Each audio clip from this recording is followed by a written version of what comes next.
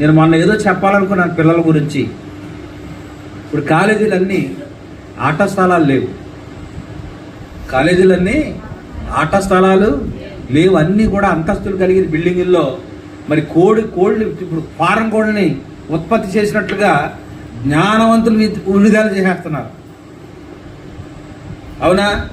వాళ్ళ జ్ఞానవంతులు అయితే ఉండొచ్చు, కానీ వాళ్ళు బయటకు వచ్చేసరికి ఇంత దళసరి కళ్ళద్దాలు వస్తున్నాయి వాళ్ళ కంటికి. అవునా? వింటున్నారా? మేము చదువుకున్న రోజుల్లో అయితే వారానికి ఒక డ్రిల్ పీరియడ్ ఉండేది. ఏముండేది? డ్రిల్. ఆ డ్రిల్ ఖచ్చితంగా ప్రతి వారం ఆ డ్రిల్కి వెళ్ళాల్సిందే. అక్కడ ఏముంటుంది అనుకుంటున్నారు? ఏమీ ఉండదు. చేతులు ఎలాగనమంటారు, ఎలాగనమంటారు, ఎలాగనమంటారు, ఎలాగనమంటారు, ఇలా ఉంగమంటారు. ఇయే 5 సార్లు చేపిస్తారు. ఈ లోపల అరగంట అయిపోతుంది, వేళ కొట్టేస్తారు, వెళ్ళిపోతారు. కానీ ఆ అరగంట నీ చేత అలా చేయించడం వల్ల నీ దేహంలో ఉన్న ఆ చెడు చెమట రూపంలో ఏమైపోద్ది అంటే ఆ బయటికి పోయి నీవు ఆరోగ్యవంతుడిగా ఉంటావు. అంతేకాదు కానీ నీవు 24 గంటలు లేకపోతే ఆ 6 పీరియడ్లు 7 పీరియడ్లు నువ్వు స్కూల్లోనే ఉంటావు, ఆ గదుల్లోనే ఉంటావు. కానీ నీ చర్మానికి ఏం తగలదంటే ఎండ తగలదు.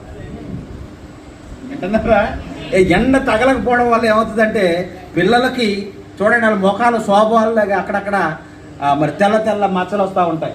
ఎందుకంటే దీనికి కారణం సరి అయిన సూర్యరశ్మి వాళ్ళ శరీరాలను తాకపోవడం వల్ల. హల్లెలూయా. సూర్యుడు ఉండే స్థలం ఒకటి ఉంది. దేవుని నామానికి మహిమ కలుగును గాక. మనము కూడా ఆ డ్రిల్ చేసే ప్రదేశం ఒకటి ఉంది. అదేమిటి అంటే దేవుణ్ణి ఆరాధించే ఆరాధనా స్థలం. హల్లెలూయా. అక్కడ మనం చేతులు ఎత్తుతాం, చేతులు దించుతాం, దేవునికి స్తోత్రం, పంతులేస్తాం, చప్పలు పడతాం.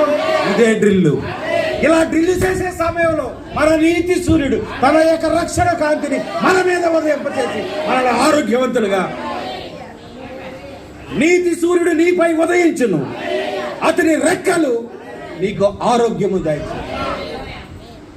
హల్లెలూయా. చేతులెత్తలో ఎంత ఆశీర్వాదం ఉందో తెలుసా?